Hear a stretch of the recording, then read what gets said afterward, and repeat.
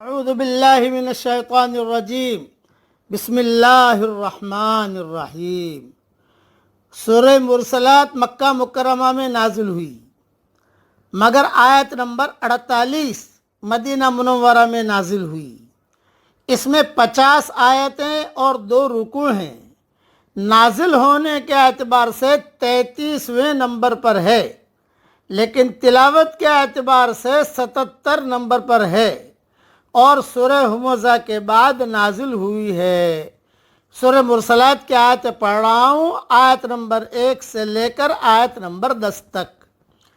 والمرسلات عرفا، ان ہواؤں کی قسم جو نفع کے لیے بھیجی جاتی ہیں۔ فالعاصفات عصفا، پھر ان ہواؤں کی قسم جو تیز چلنے والی ہیں۔ والناشرات نشرا، اور ان ہواؤں کی قسم جو بادلوں کو پھیلانے والی ہیں۔ فالفارقات فرقا، پھر ان ہواؤں کی قسم جو بادلوں کو الگ الگ کرنے والی ہیں۔ فالملقیات ذکرا، پھر ان ہواؤں کی قسم جو اللہ کی یاد دل میں ڈالنے والی ہیں۔ عذرا او نذرا، عذر کے لیے یا ڈرانے کے لیے۔ انما توعدون لواقع، تمہیں جس سے ڈرایا جا رہا ہے وہ البتہ ضرور واقع ہونے والا ہے۔ فَإِذَا النُّجُومُ طُمِسَتْ، جب تاروں کی چمک جاتی رہے گی۔ وَإِذَا السَّمَاءُ فُرِجَتْ، اور جب آسمان پھٹ جائے گا۔ وَإِذَا الْجِبَالُ نُصِفَتْ، اور جب پہاڑ اڑے اڑے پھریں گے۔ اب تھوڑی تشریح سن لیجئے۔ ہوائیں 8 قسم کی ہوتی ہیں، جس کا میں نے تفصیل سے تذکرہ کیا ہے میری کتاب بکھرے موتی میں کسی جلد میں، لیکن یقیناً کیا ہے، مجھے یاد ہے اس کا۔ اب کیا ہے تفصیل، وہ ریاض التفسیر میں دیکھنا جو میری آ رہی ہے انشاءاللہ۔ تھوڑی سی تشریح اس کی کر لیتا ہوں میں۔ سمندر سے بھاپ اٹھ کر فضا میں جاتی ہے اور بادل بن جاتی ہے۔ ان بادلوں کو ہوائیں اڑا کر ایک طرف سے دوسری طرف لے جاتی ہیں۔ وہ ایک علاقے میں بارش برسا کر سرسبزی کا سامان کرتی ہے اور دوسرے علاقے کو خشک چھوڑ دیتی ہیں۔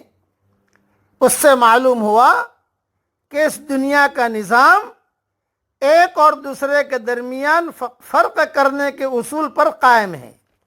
موجودہ دنیا میں اس اصول کا اظہار جزئی صورت میں ہو رہا ہے اور آخرت میں اس اصول کا اظہار اپنی کامل صورت میں ہوگا۔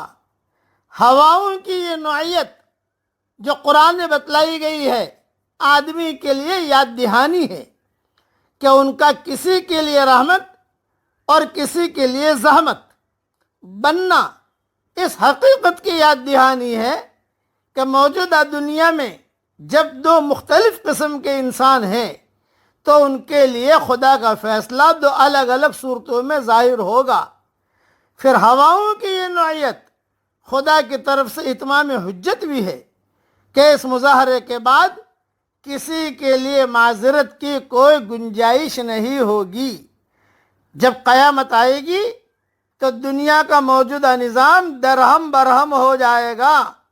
جو لوگ موجودہ دنیا میں اپنے آپ کو زوراور سمجھتے ہیں اور اس بنا پر دعوت حق کو نظر انداز کرتے ہیں، وہ اس دن اپنے آپ کو اس حال میں پائیں گے کہ ان سے زیادہ بے زور اور کوئی نہیں ہے۔ آج تھوڑی سی کورونا وائرس کی قیامت آ گئی، سب کے دماغ ٹھکانے ہو گئے۔ یہ بھی چھوٹی موٹی قیامت ہی ہے۔ پھر فرمایا فَإِذَا النُّجُومُ طُمِسَتْ، طمس کے معنی مٹ جانے اور بے نشان ہونے کے ہیں، یعنی جب ستاروں کی روشنی ختم بلکہ ان کا نشان تک مٹ جائے گا۔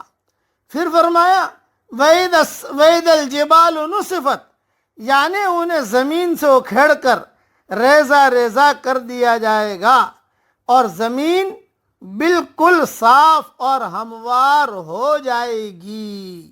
قیامت کا دن یہ بڑا خطرناک دن ہوگا، اس دن کی تیاری ہمیں دنیا میں کرنی ہے۔ بقیہ ہواؤں کی تفصیل اور تفسیر دیکھنی ہو تو بکھرے موتی میں دیکھ لیجئے، یا ریاض التفسیر کا انشاءاللہ انتظار کیجئے۔ اللہ تعالیٰ قیامت کے عذاب سے ہم سب کی پوری حفاظت فرمائے، آمین۔ وآخر دعوانا ان الحمدللہ رب العالمین۔